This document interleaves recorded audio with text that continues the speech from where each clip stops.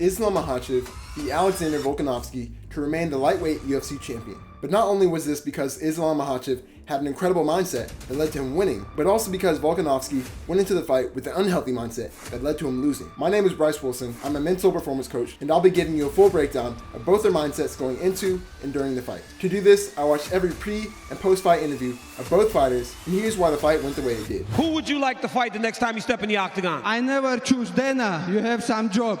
Give me someone.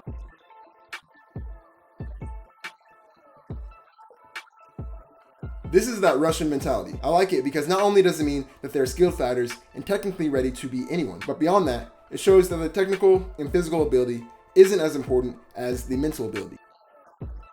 By him saying he's ready for anyone, anytime, it means that even if his opponent is more skilled than him, he will work harder, fight without giving up, and have the unwavering belief that he will beat his opponent. If you're mentally stronger than your opponent by giving twice the amount of effort as them and not giving up, it's actually difficult to lose unless your opponent is at a much higher skill level than you or has the same mindset as you. But if you're at a similar skill level as them, especially if they don't have as good of a mindset as you, you'll win 9 times out of 10. I feel I'm a best fighter in the world, but this is not my job. Put me number 1. Keep him number 2 and keep me number 3.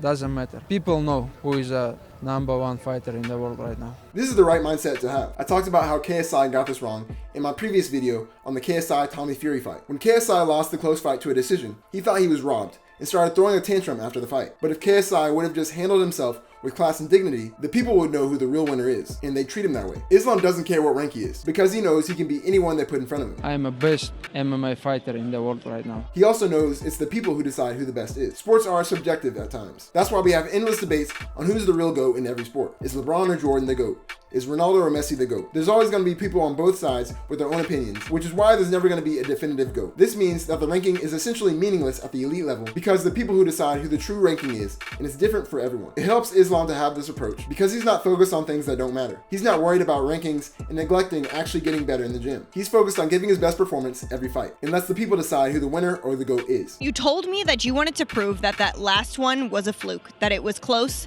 and you will never have a fight that close again. How much did that preparation come into play here against Alexander Volkanovski? We did in the camp everything what we have to do. That's why it's fight is easy for me. The training pushed me very hard.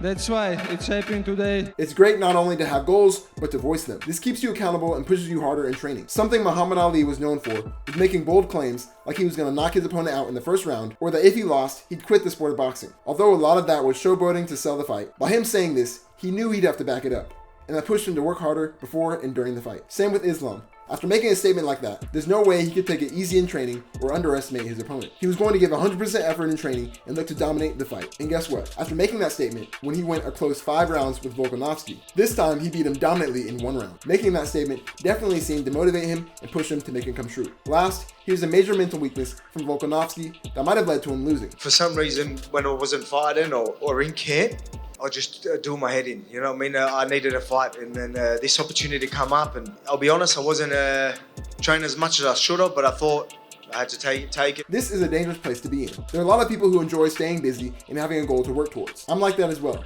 I'm not someone who can watch Netflix all day and do nothing. I have to at least accomplish something each day, or I feel like I'm wasting my life. But relying on your career as a crutch to be happy is dangerous, because what happens when you get injured? What happens when you retire? I just ask the UFC to, just keep me busy, because I need to be keeping busy. I need to be in camp. Otherwise, I'm going to do my head in. I can't diagnose anything or give a solution if I don't know the whole story, but I definitely say that he may need to take some time away from fighting to figure out who he is outside of his career. While this may seem unrelated to fighting, this understanding will make him a better person and fighter as a result, because he'll be fighting for good reasons rather than fighting because he has to, which is essentially what happened in this fight. I think it was just so much going on with obviously the surgery and then the baby, and I just needed to get in camp. So, and then this fight come up, I'm like, it's meant to be, let's do it. Maybe it was just a silly decision under them circumstances. Again, they're decisions you don't want to make against someone like Islam. Taking a championship fight under a late notice isn't something he probably would have done if he was in the right headspace. If you feel yourself placing your identity in what you do, you may need to take some time away from it and find a new hobby so that you won't be relying on your career or sport to provide you with mental stability and happiness. But that's why I think the fight had that outcome.